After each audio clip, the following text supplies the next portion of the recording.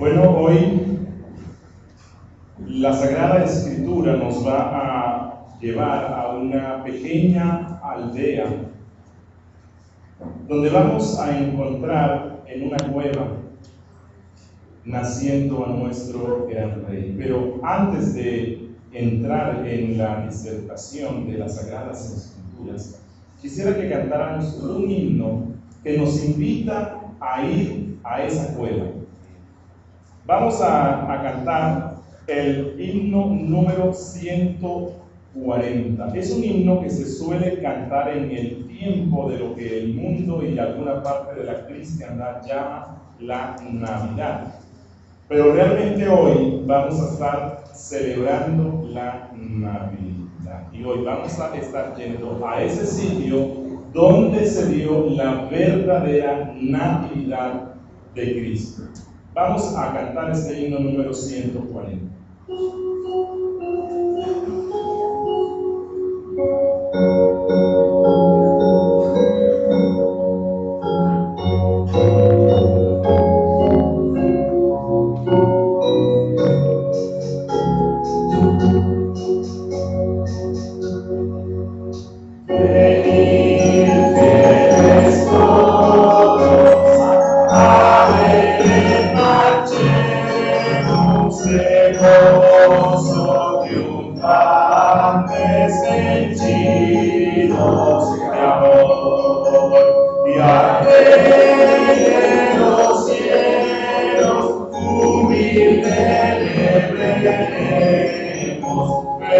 Venid, adoremos.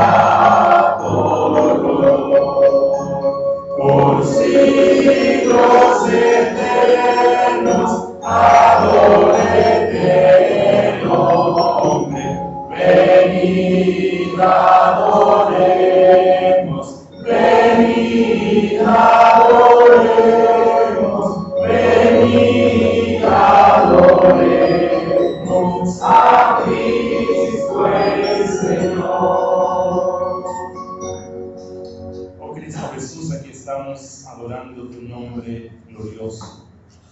Hoy, luego de tanto tiempo, tantos siglos, en que se dio ese maravilloso día de la encarnación, del nacimiento del Hijo de Dios, hoy celebramos y recordamos como el más magno evento en la historia de las historias, porque allí nació aquel que sería el Rey de Reyes. Gracias, Jesús, porque hoy estamos adorándote aquí, nuestro glorioso Rey. Te suplicamos por el Espíritu Santo que tú nos enseñes hoy, Señor, para poder ver más tu gloria, para poder amarte más hoy, luego de este estudio, que tú nos concedas un corazón ensanchado de amor para ti, en el nombre de Jesús. Amén. Yo creo que uno de los momentos más dichosos de la vida de todo ser humano es cuando puede contemplar a una criatura recién nacida, la cual prolongará su nombre y prolongará su sangre. No creo que estoy equivocado cuando afirmo que todo ser humano se prepara de una forma especial para ese momento hermoso en el cual espera el nacimiento de su hijo. Por lo general no queremos que nada se nos escape. Si no, vean a un padre cuando ya sabe que se aproxima el nacimiento de su hijo. Biberones, pañales, ropitas, cremas, abrigos, cuna, la clínica donde nacerá. Y hoy día hasta las madres ya escogen si lo quieren por nacimiento natural o cesárea. En fin, el alumbramiento de una nueva criatura por meses absorbe a los padres en los preparativos, y no es para menos. Realmente el nacimiento de un bebé nos muestra el maravilloso diseño que el Creador hizo para que la vida humana se prolongara en la tierra, porque el nacimiento es la prolongación de la vida.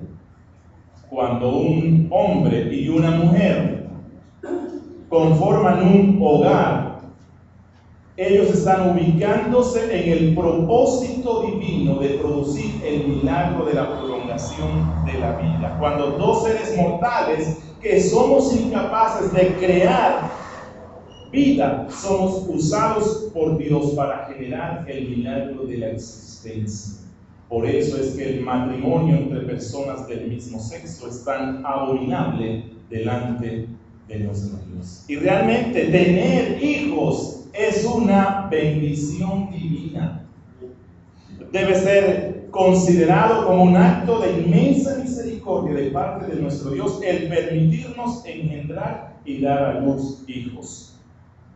El salmista en el Salmo 127:3 dijo: he aquí, herencia de Jehová son los hijos, cosa de estima el fruto del vientre. Bueno, nosotros antes de ver a esa criatura y de ver su desarrollo, no sabemos a ciencia cierta qué va a hacer de nuestros hijos. No sabemos si van a ser inteligentes, no sabemos si van a aprender con facilidad a ser sabios, no sabemos si van a contribuir realmente en algo positivo al desarrollo de la sociedad, o si van a ser personas influyentes. Eso es difícil que un padre lo logre saber con certeza.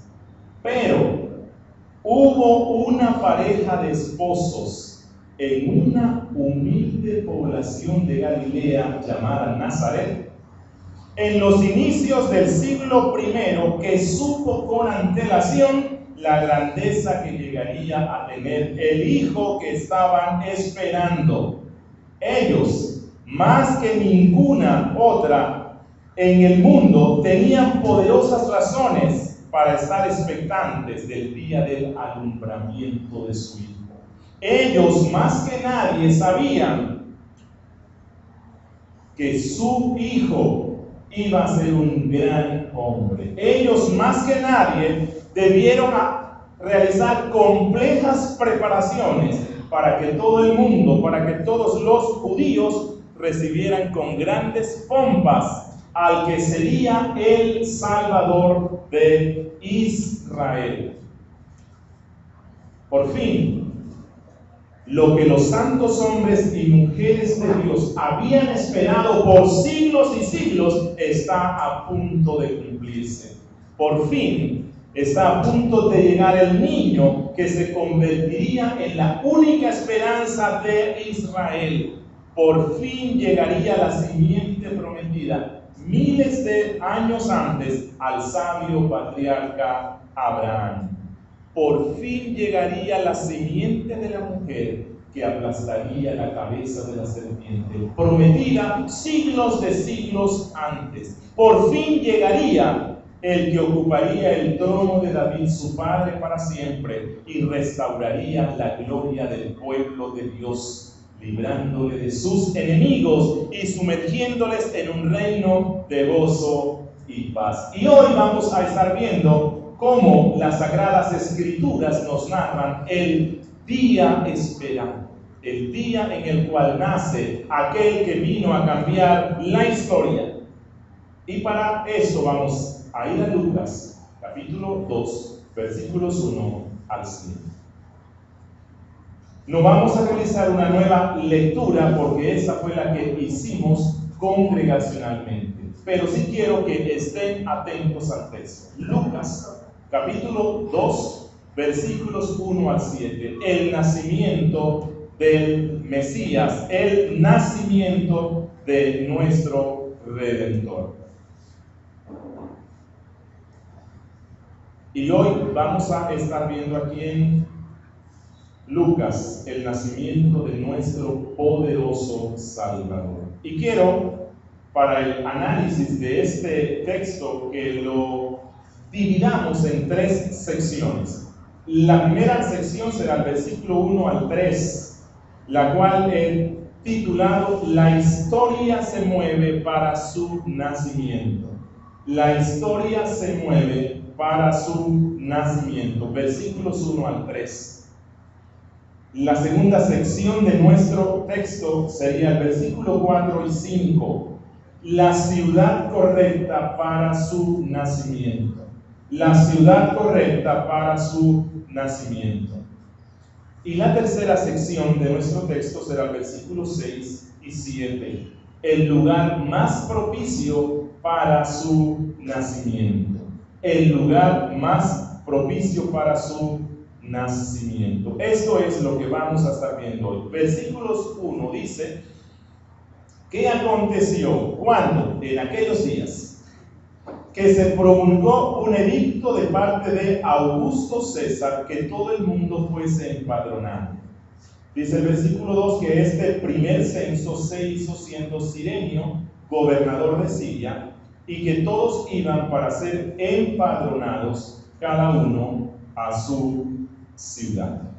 Este verso 1 empieza diciendo que en aquellos días, ¿cuáles son? Bueno, es de suponer que se refiere a los días cercanos al nacimiento del precursor del Mesías, que es lo que él acaba de narrar en el capítulo 1, es decir, el nacimiento de Juan el Bautista. Pero Lucas lo que nos quiere decir es que en esos días que habían sido esperados por el pueblo de Dios, en esos días en los cuales Dios se había dignado mirar a su pueblo que había sido subyugado por siglos y siglos de parte de una sucesión de imperios. En estos días en los cuales Israel estaba viendo cómo su religión cada día entraba en decadencia, donde los grupos más conservadores de la religión judaica se habían vuelto legalistas.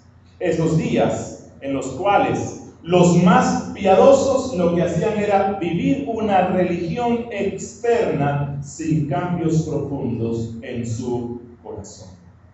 En aquellos días en cuales En aquellos días en los cuales el cielo estaba moviéndose de una forma maravillosa en medio de la historia humana.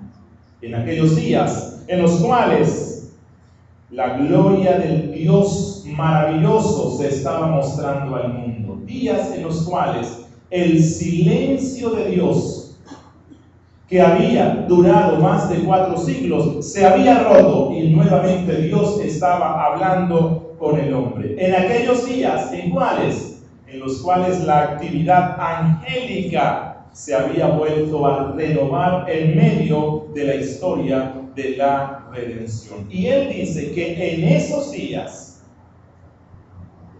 el Dios de la historia mueve los hilos de la historia. En esos días el Dios de la historia inclina los corazones de los hombres más poderosos como si fueran simples siervos en sus manos. ¿Para qué? Para que tomen decisiones conforme al decreto eterno de Dios y así se dé cumplimiento a la tan esperada profecía.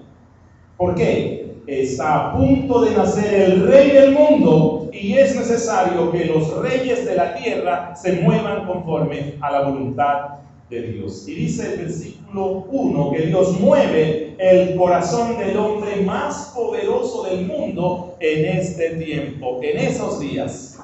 Augusto César. Augusto César. Realmente el nombre de este hombre se le conoce más en la historia como Claudio César. Y el nombre que él recibía realmente era el nombre de Maximus Pontifex. Era el hombre más grande sobre el mundo, el máximo pontífice, el hombre más poderoso de toda la tierra. Y Dios no tiene problemas para usar a los hombres más poderosos de la tierra como si fueran marionetas que Él está moviendo. ¿Y qué es lo que hace Dios? Dice en el versículo 1 que este hombre, el emperador romano, decretó algo, que todo el mundo fuese empadronado. Bueno, el imperio romano llegó a ser tan grande que en su tiempo a todo el territorio que ellos abarcaban se le conocía como todo el mundo o toda la tierra. Tan vasto, tan grande, tan amplio era este imperio.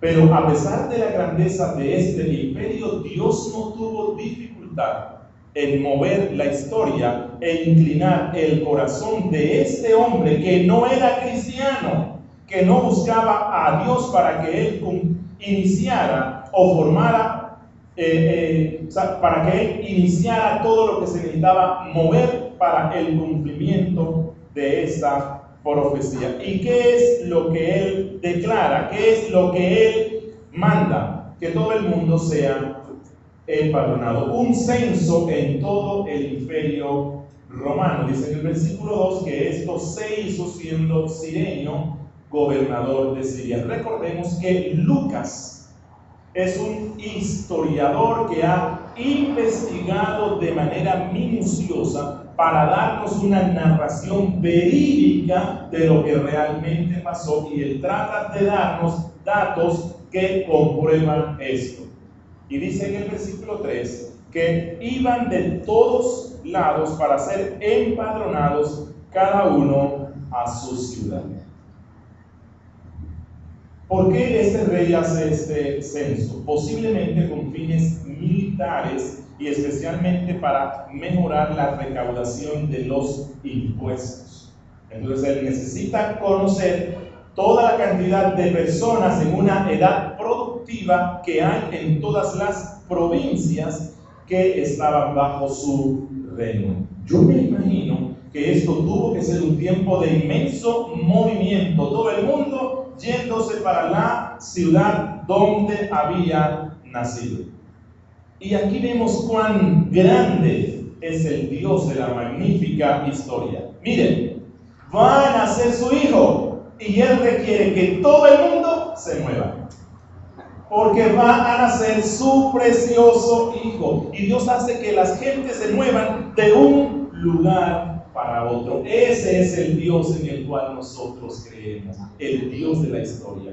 Mi hijo nace, todo el mundo se mueve, hasta el emperador. Dios pudo haber dicho a José y a María tal como lo había hecho antes y como lo hará luego por medio del ángel, y decirle: José, mira, ya se están llegando los días del cumplimiento del nacimiento del rey. Recuerda que la profecía dice que debe ser en Belén, y tú estás bien lejos. Tú estás en Nazaret, estás en Galilea, estás en otra provincia, estás en el lugar equivocado. José, muévase, hombre. Pero Dios no hizo eso. Dios decide mover a todo el mundo y al imperio romano para que Jesús nazca en el lugar correcto. Esa es la maravillosa historia. Pero ¿por qué razón? Bueno, en el versículo 4 dice que José subió de Galilea, de la ciudad de Nazaret a Judea, a la ciudad de David, que se llama Belén. ¿Por qué el Dios de la historia quería que Jesús, el gran Salvador, naciera en Belén? Bueno, hay varias razones, y esto nos lleva al punto 2 de nuestro sermón. La ciudad correcta para su nacimiento. La ciudad correcta para el nacimiento de aquel que iba a ser el poderoso Salvador. Dice en el versículo, en el 4, que fueron a Belén por cuanto José era de la casa y de la familia de David, para ser empadronado o censado con María su mujer, desposada con él, la cual estaba encinta. Antes de eso, explicar bien esto, quiero mencionar algo. Allí dice desposada.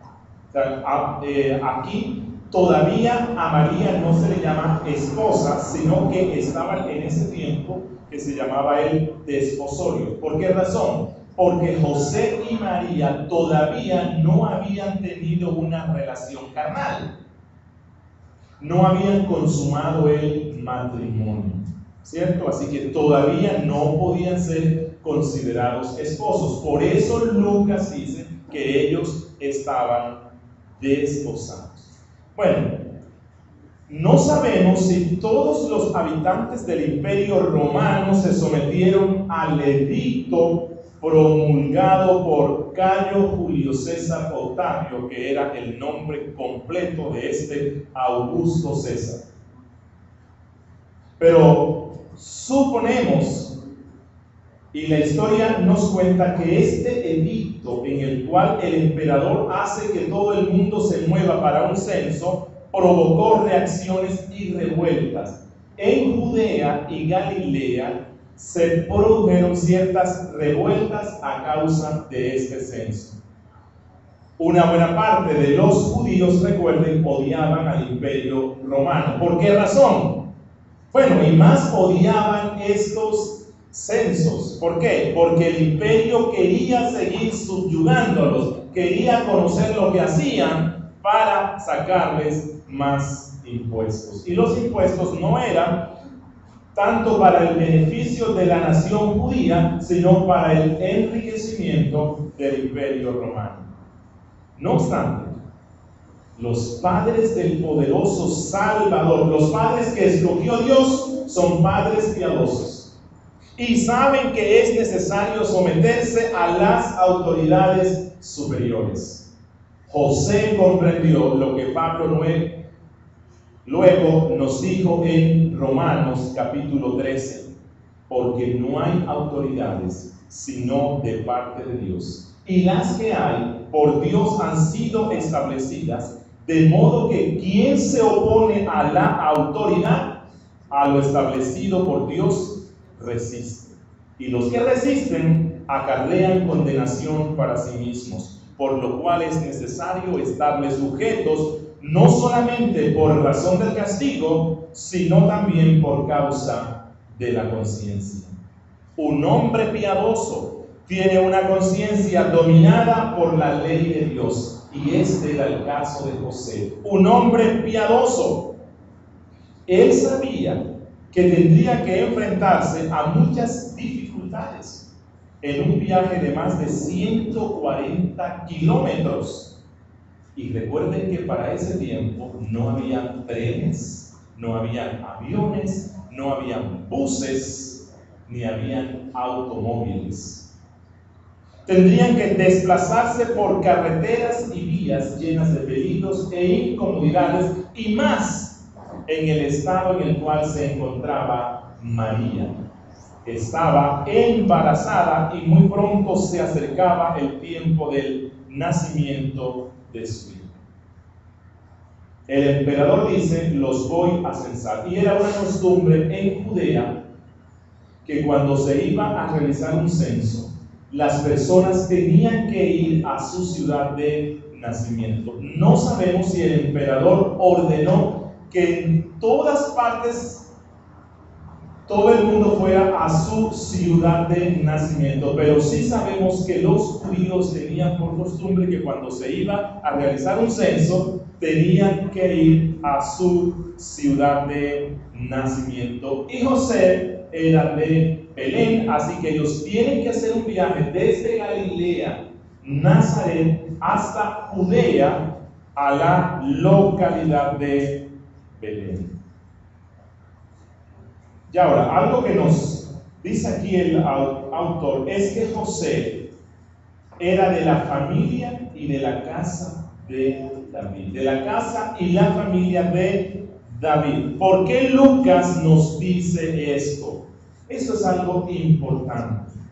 El Salvador del mundo tendría que ser de la línea real de David el rey. No podía ser de ninguna otra tribu. Incluso no simplemente iba a ser un descendiente de David, sino que tenía que ser un descendiente de línea real, porque el Mesías iba a ser rey, y los reyes tenían que ser de la familia real, la cual provenía de la línea de David. ¿Qué hubiese pasado si Jesús nace en Nazaret? ¿Qué hubiese pasado si Dios no hace que el emperador mueva a todo el mundo en ese censo y José tenga que ir a su tierra natal? Jesús hubiese nacido en Galilea, pero en él no se hubiesen cumplido las promesas. Esto fue tan serio que si nosotros vamos a Juan capítulo 7, versículo 40 al 42, allí encontramos a los judíos que no conocían la historia. Conocían parte, pero no la conocían todo. Bueno, quiero explicarles algo. ¿Qué era Nazaret y qué era Galilea? Galilea era una provincia romana que fue habitada por judíos y por otras personas. Pero Galilea era una provincia separada de Judea. En Judea estaba la ciudad de Jerusalén.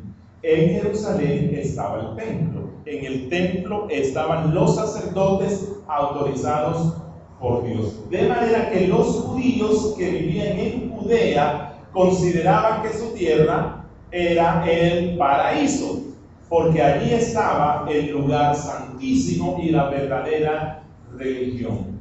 Y ellos sentían cierto desprecio o desdén, incluso para con los judíos que vivían en otra provincia. Así que Galilea no era de las provincias más apetecidas y honradas por los judíos. En la Biblia a Galilea se le llama Galilea de los gentiles. No era el lugar propicio para que naciera el verdadero judío, que es Jesús. Allá en Isaías capítulo 9 versículo 5 se le llama Galilea de los gentiles. De manera que si Jesús nace en Nazaret, no tendría todas las credenciales bíblicas para ser llamado el Mesías, y mucho menos para ser el heredero al trono de David.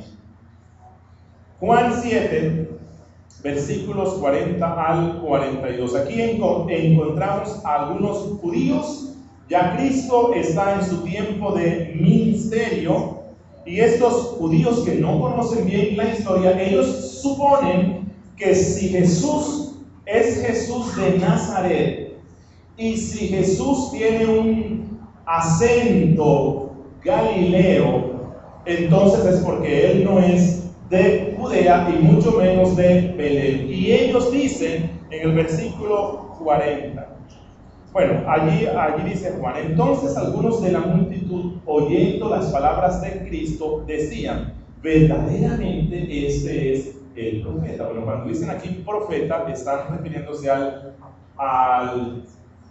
profeta que estaban esperando antes de Cristo, es decir, a Juan, al que vendría en el espíritu de Elías. Pero otros decían: no, él es más grande que el profeta, él es el Mesías, él es el Cristo. Pero algunos decían: miren, tú eres tonto, ¿qué te pasa? ¿De Galilea ha de venir el Cristo? ¿Tú no conoces las Escrituras? Las Escrituras dicen que el Cristo será del linaje de David y de la aldea de Belén, de donde era David.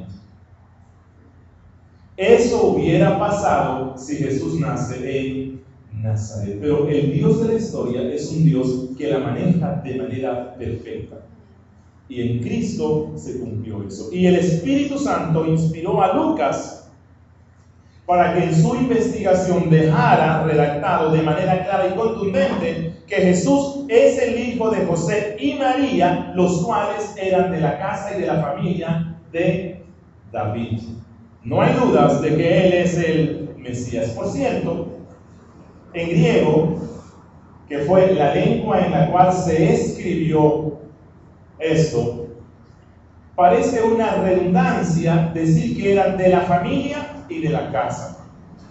Pero al Espíritu Santo, cuando quiere dar una lección, no le importa si es redundante. El objetivo es que todos comprendan que Jesús es de la línea directa, de la línea real de David, quien también era de la ciudad de Belén. ¿Cómo sabemos nosotros que José era de la línea real? Bueno, por las genealogías que nos dejaron los evangelistas. Tanto Mateo como Lucas trazan la línea genealógica real de José y de María y la llevan hasta David. De manera que Jesús, el hijo putativo de José, es descendiente por línea real. Es decir, si en el tiempo de Cristo todavía hubiese existido el trono de David, Jesús hubiese sido el rey en el sentido textual. Y ahora, Jesús sí es el rey, pero no como los judíos lo estaban esperando. Jesús era un rey espiritual. Pero, ¿cuál es la importancia que tiene David en el nacimiento del poderoso Salvador? Vamos a ver solo unos textos en el Antiguo Testamento que nos dan la respuesta. Génesis 49:10.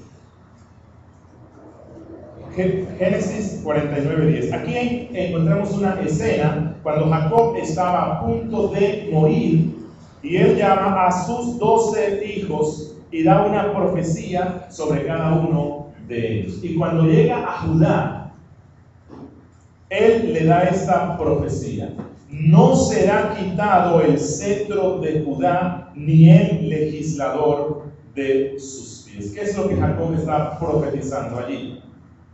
Que los reyes del pueblo de Dios tendrían que ser de la tribu de Judá.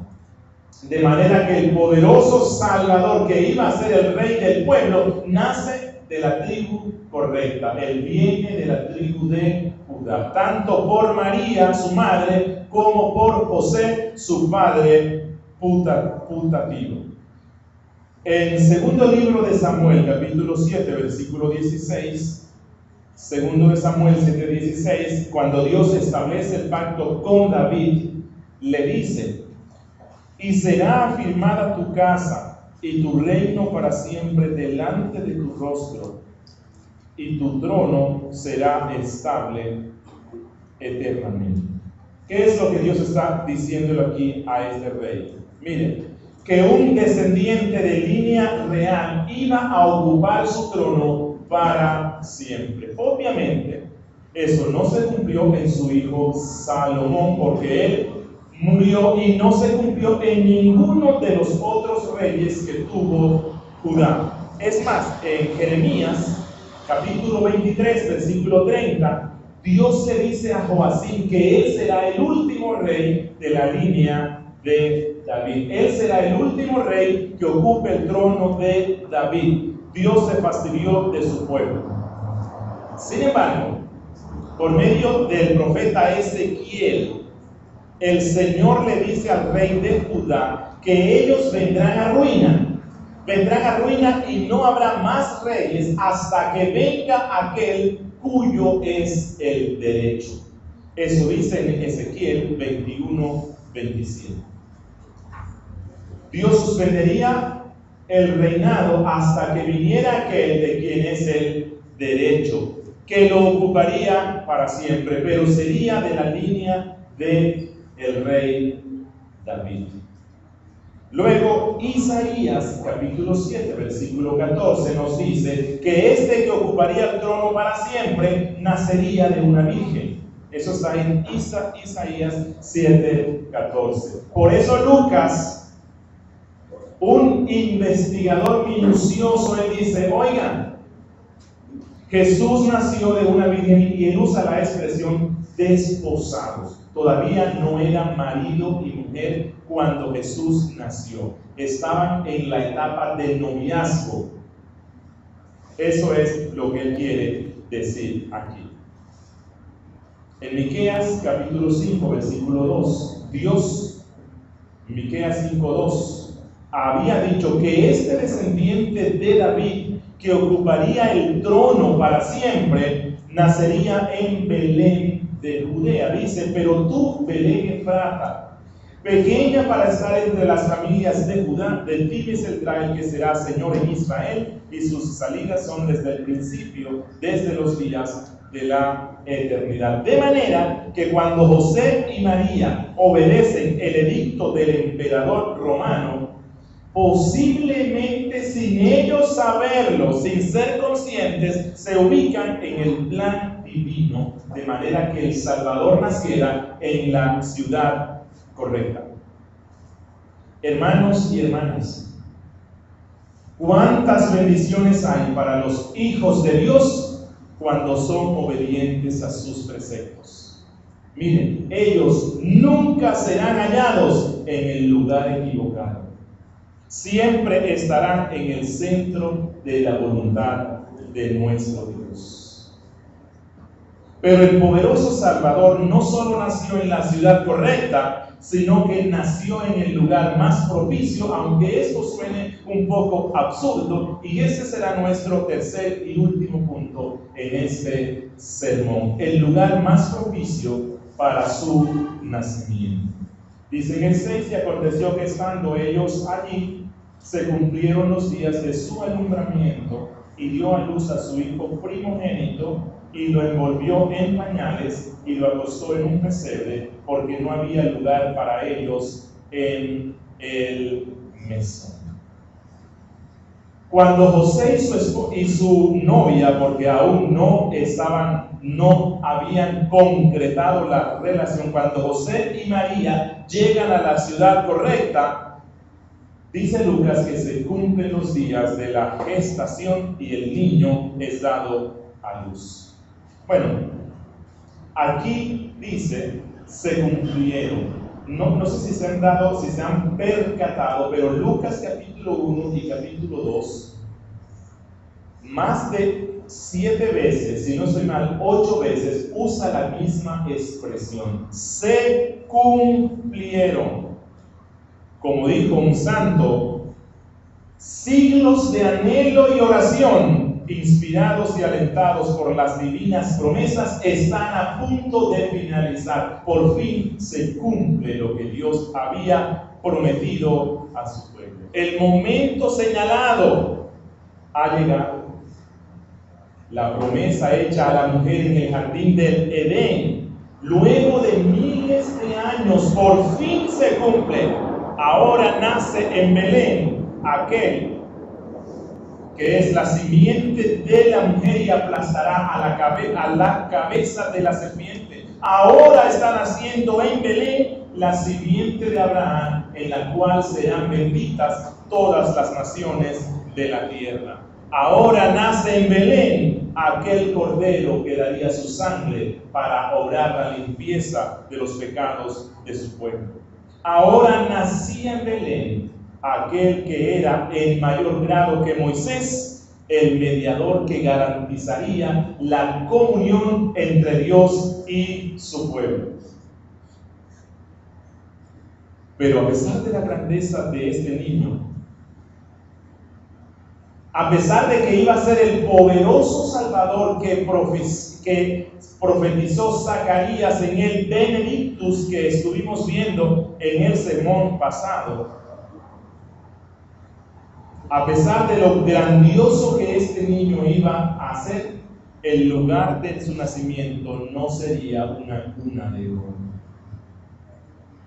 A pesar de que iba a ser el poderoso Salvador, su lugar de nacimiento no sería un higiénico hospital, ni una habitación decorada.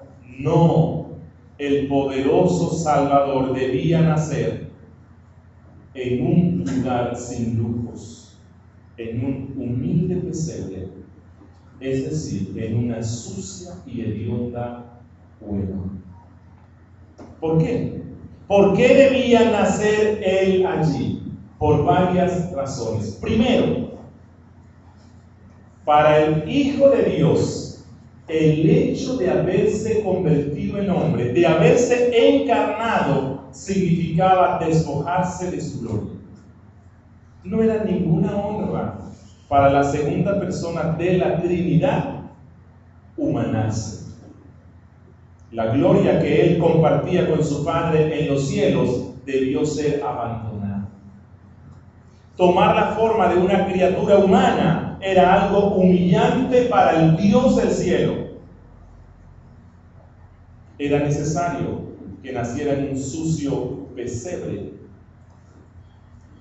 para que así nos mostrara que cuando Dios vino al mundo a morar entre los hombres, significaba que Él estaba bajando a lo más bajo, pues habitaría en medio de la podredumbre del pecado que emana de los hombres que se han rebeldizado contra Dios. Bueno, esto no es muy honroso para nosotros, ¿no? Esto no es algo que nos dé mucha honra. ¿Por qué? Porque nosotros los seres humanos por naturaleza nos hemos acostumbrado a nuestro pútrido olor espiritual y moral. Nos acostumbramos tanto que ya no percibimos la hediondez de nuestras maldades. Pero en aquel que nunca conoció pecado, cuando viene a habitar en medio de los hombres muertos en delitos y pecados, Él sí logra percibir los olores nefastos de nuestra maldad. Y ese pesebre hediondo donde nació Cristo estaba diciendo: cuando la segunda persona de la Trinidad baja a la tierra a hacerse hombre, no bajó a lo más honroso. Para él significó bajar a lo más bajo, como dice Pablo en Efesios capítulo 4, que él descendió a lo más bajo, es decir, a la tierra. No al infierno como algunos creen. Cristo, cuando bajó a la tierra, bajó a lo más bajo que pudiera bajar Dios. No fue ninguna honra hacerlo. Por eso era preciso que el Hijo de Dios naciera en un pesebre. Pero un pesebre no como los que hoy día se usan en diciembre.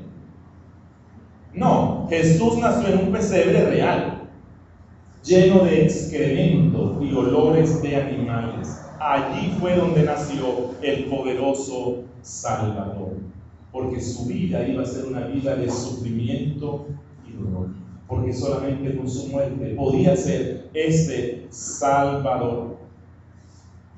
Miren, la verdadera Navidad de Cristo no se parece nada a la que muchos paganos y cristianos celebran hoy en día, con luces multicolores y pesebres lujosos y costosos adornos.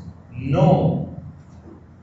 La verdadera Navidad fue expresada por Pablo en Filipenses capítulo 2, versículos 6 al 7. Allí está la verdadera Navidad. Dice Pablo, Filipenses capítulo 2, versículos 6 al 7. Haya pues en vosotros este sentir que hubo también en Cristo Jesús, el cual siendo en forma de Dios, no estimó el ser igual a Dios como cosa a que aferrarse, sino que se despojó a sí mismo, tomando forma de siervo, hecho semejante a los hombres.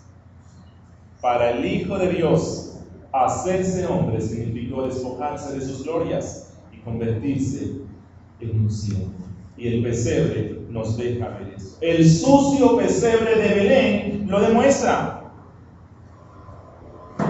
Cuando Jesús nació en forma de hombre, había abandonado su hogar celeste para bajar a lo más bajo de esta tierra. Pero en segundo lugar, el pesebre fue el lugar más preciso para que Jesús naciera, porque como dice aquí Lucas en la última parte del versículo 7, no había lugar para ellos en el mesón. Bueno, el mesón era como una especie de posada que se acostumbraba a usar en esas tierras donde los viajeros llegaban, y en la parte alta era donde ellos dormían, y en la parte baja, que por lo general era una cueva, guardaban a sus animales. No hubo una sola casa en Belén donde pudiera nacer el descendiente más importante del rey David. No hubo el calor de un hogar para que naciera allí el poderoso Salvador. Ni siquiera en el sitio donde se hospedaban los viajeros hubo lugar para él. ¿Por qué? Juan 1:11 nos da la respuesta. Porque a los suyos vino y los suyos no le recibieron. Nacer en un pesebre señalaba lo que iba a ser la reacción de la mayoría de la gente. No iban a aceptar a Cristo. José y María tuvieron que buscar el lugar bajo del mesón donde se guardaban a los animales. Solo en ese sucio lugar hubo espacio para el poderoso Salvador. ¿Y qué representaba ese sitio? La constante situación que enfrentaría nuestro Jesús, el cual sería despreciado y desechado por las gentes, como lo había anunciado el profeta Isaías en el capítulo 53, versículo 3. Despreciado y desechado entre los hombres, varón de dolores y menospreciado, y es experimentado en quebranto, y como que escondimos de él el rostro, fue menospreciado y no lo estimamos. La gente de Belén escondió de él su rostro. La gente de Judea también lo hizo, y hoy también mucha gente esconde su rostro de Jesús. Más son los que lo ignoran que los que lo aceptan.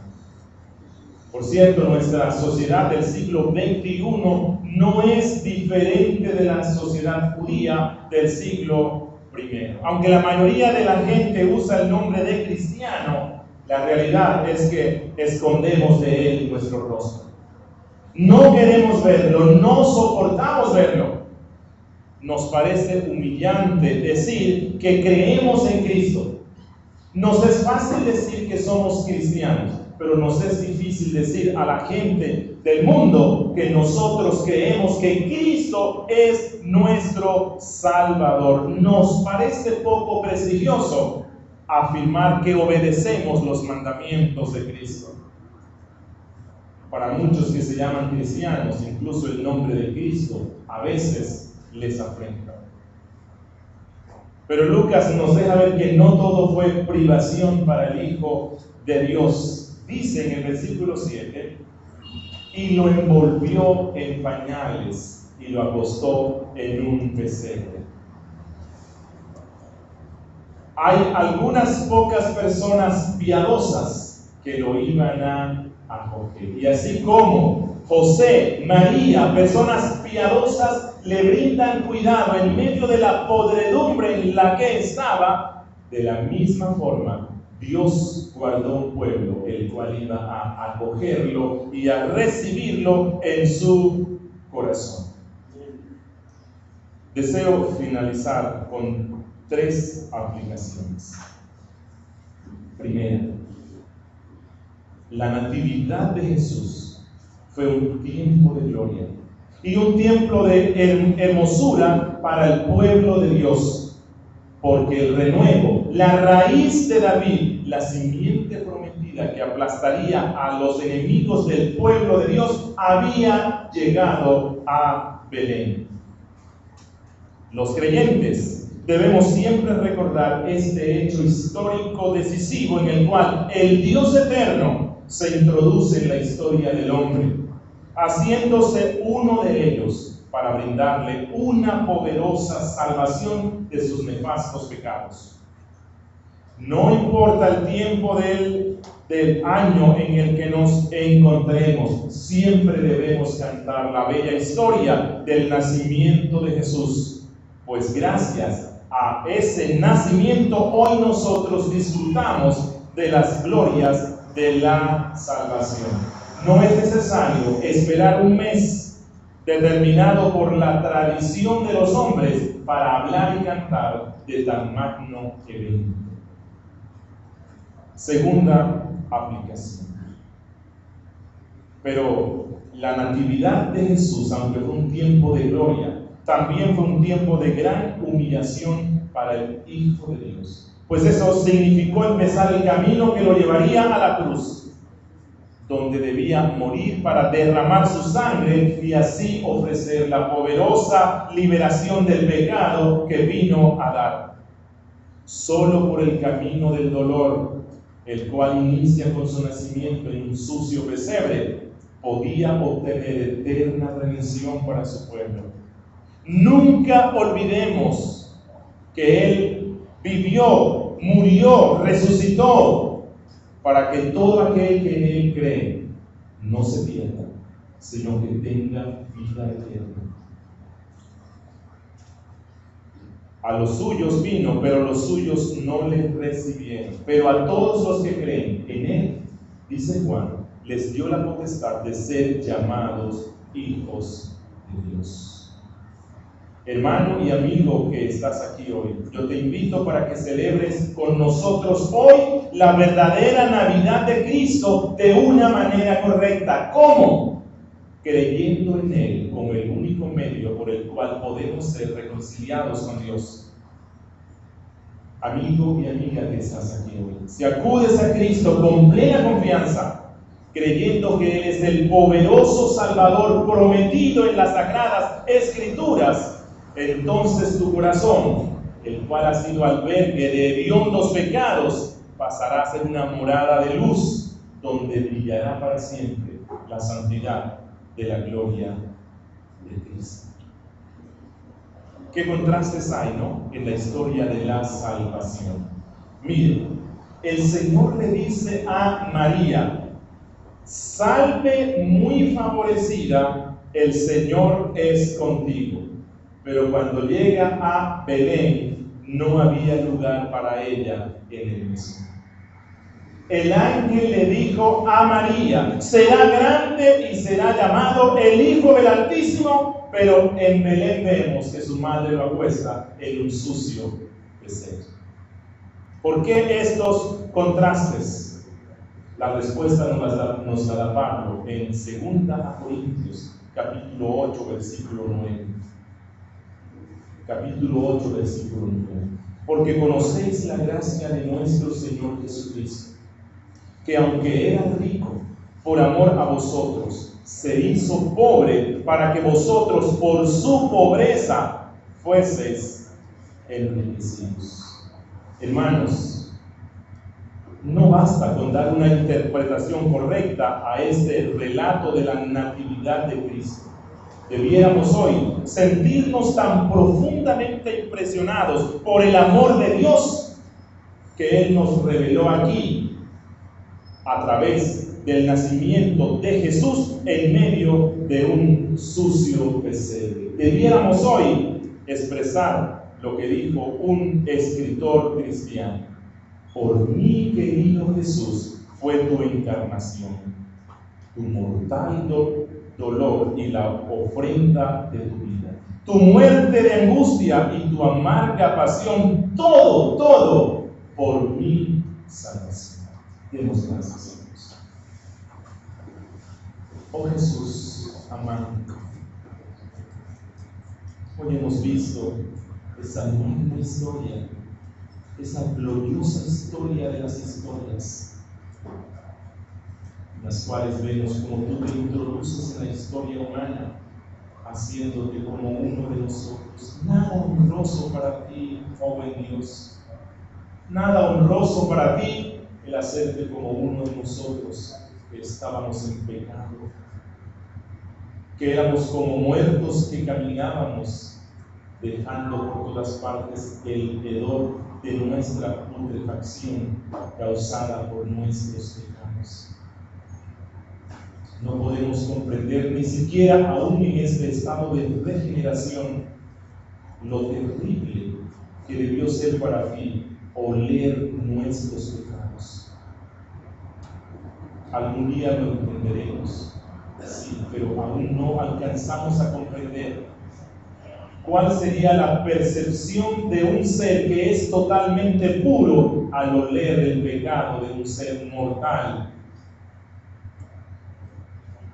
Oh Jesús, pero gracias porque todo eso no existe por nosotros. Es un acto de puro amor y no lo podemos entender. No hay amor más grande que ese. Hemos sido tan viles, tan sucios, incluso aún conociéndote y aún disfrutando de tu gracia, todavía nos es difícil alejarnos de tantos pecados que emanan un olor desagradable y hediondo delante de ti. Pero gracias porque ese amor sigue siendo tan grande hoy que a pesar de todo eso, tú nos amas y nos miras como tus hijos. Tú nos miras con ese amor y esa misericordia tan grande que tienes. Gracias, Padre, porque al estudiar la Escritura entendemos realmente qué es la Navidad y vemos que no es nada parecido a lo que hoy día nosotros celebramos con esa designación. Oh Jesús amante, gracias porque nos has dado la fe para creer en ti, Señor. Gracias porque nosotros no te hemos despreciado, sino que en nuestro mesón, en nuestro corazón, sí hallaste lugar. Pero fue solo un acto de tu amor, Señor. Porque nosotros, al igual que los hombres de Belén, un día cuando nos hablaron de ti también dijimos: aquí no hay lugar para ti. Aquí no hay lugar para ti, Jesús. El mesón está lleno de mis pecados, está lleno de mi orgullo, está lleno de mis deseos, de mis placeres. Pero gracias, porque tu misericordia fue tan grande que un día el Espíritu Santo entró, abrió la puerta de nuestro corazón y dijo: voy a abrir espacio en este mesón para que el Hijo de Dios entre. Y así tú entraste, Jesús, y la podredumbre que teníamos dentro salió, y nos diste la verdadera libertad. Gracias por tanto amor, Señor. Y hoy sí podemos entender y decir: feliz Navidad, porque sabemos, te conocemos y hemos aceptado a aquel que nació en ese día que cambió la historia del mundo. Yo te pido, oh Dios, que nos concedas un corazón cada día más grande para que allí more Cristo. Que nos des un corazón más ensanchado de amor para amar a ese poderoso Salvador. Te pido por aquellas personas que están aquí, en las cuales todavía no habita Cristo, cuyos corazones todavía son como un hediondo pesebre. Yo te pido que les ayudes en tu gracia, que tengas misericordia y que les hagas nacer de nuevo para que puedan venir a Cristo. Te lo suplico, Dios, en el nombre de Jesús. Amén. No sé si entonamos otro himno donde sí vamos a, hoy sí estamos celebrando la verdadera Navidad de Cristo. Hoy estamos celebrando esa Navidad. Hay un himno que es el himno número 131, se llama Santa la Noche. Santa la noche en la cual nació el Salvador. 131.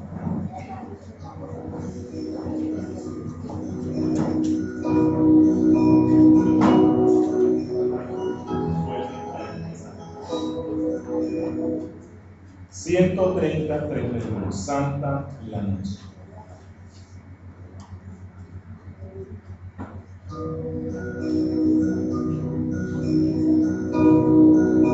La noche cruza las estrellas, la noche cuando nació el Señor.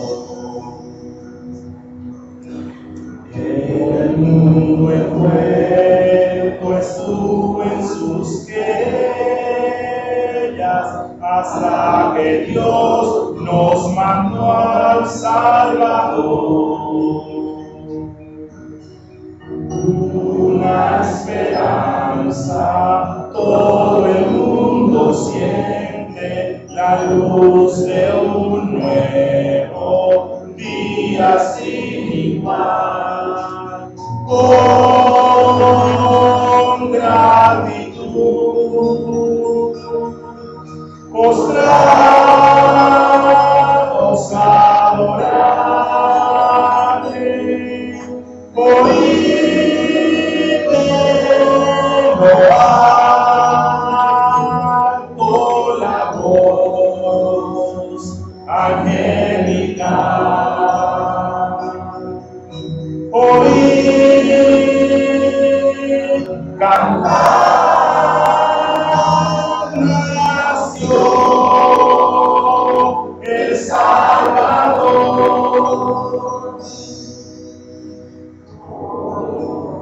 Hoy por la fe llegamos al pesebre a contemplar al bendito Jesús.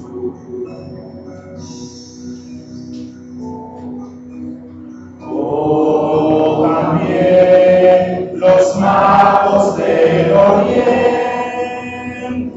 llegaron guiados por célica luz. Fue por nacer así humildemente que nuestras pruebas sabe comprender. Oye, Manuel, es Dios ya con nosotros. Cantemos al Rey, a Jesús, el Salvador. Regocijar nació el Redentor.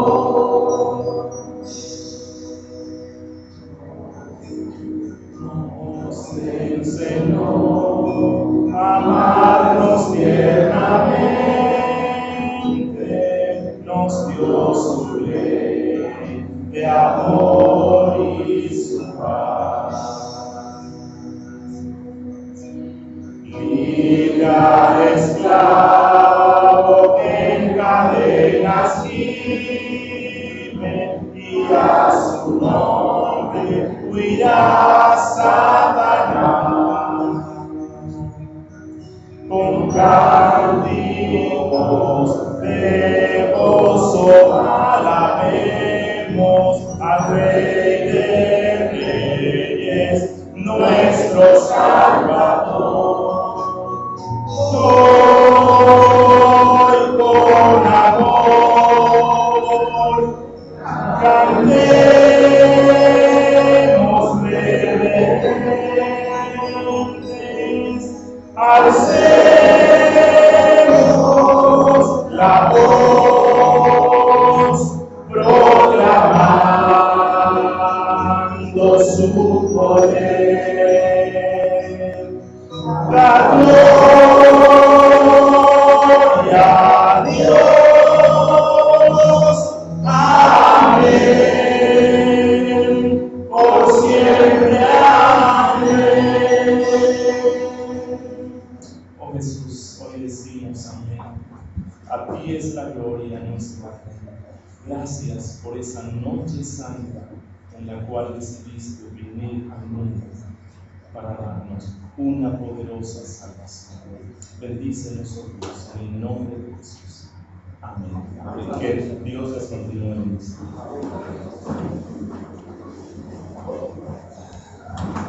Vamos, hermanos, los que están en la clase.